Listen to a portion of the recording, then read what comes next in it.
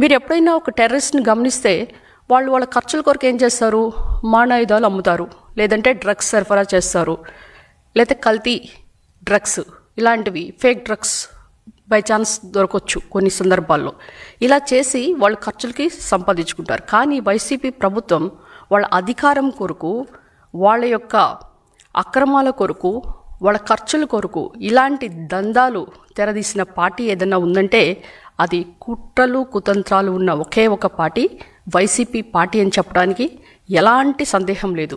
ఎందుకంటే మనం ఇప్పుడు చెప్పింది కాదు, జగన్ పాలనలోనే 4,000 మంది యువత మరి ఆత్మహత్యలు చేసుకున్నారు.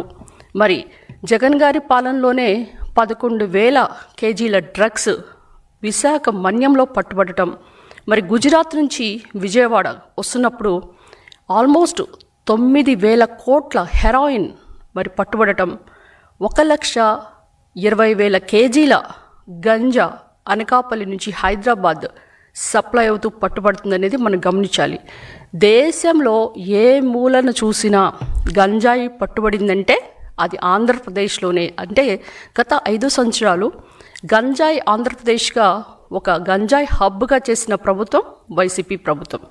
ఈరోజు మరి ఆ పులగం కొండారెడ్డి యొక్క స్నేహితుడు రోహిత్, మరి ఆయన వాగ్మూలంలో మనం గమనించాలి. ఆయన పట్టుబడ్డప్పుడు నేను 3,000 పార్టీలు పులగం కొండారెడ్డితో కలిసి చేసుకున్నాను. ఎందుకంటే ఒక్కొక్కసారి మనము MDMAతో లేదంటే అవి దొరకకపోతే LSDతోనో గంజాయితోనో వేరే మద్యంతోనో పార్టీలు చేశామని ఆయన స్వయంగా స్టేట్మెంట్ ఇచ్చాడు.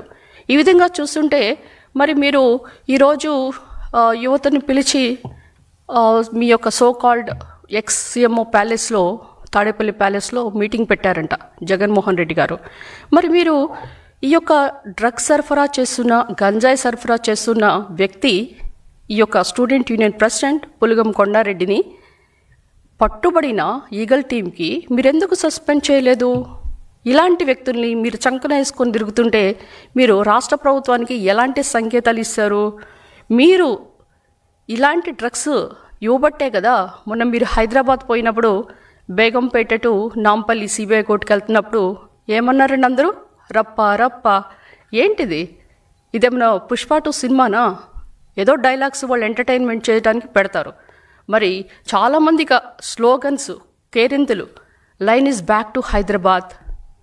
2029లో మన టార్గెట్ ఫిగర్, మ్యాజిక్ ఫిగర్ 88 వస్తే ఇక గంగమ్మ జాతరే, ఇంకా రకరకాలు. రేపు హైదరాబాద్లో జగనన్న రూల్.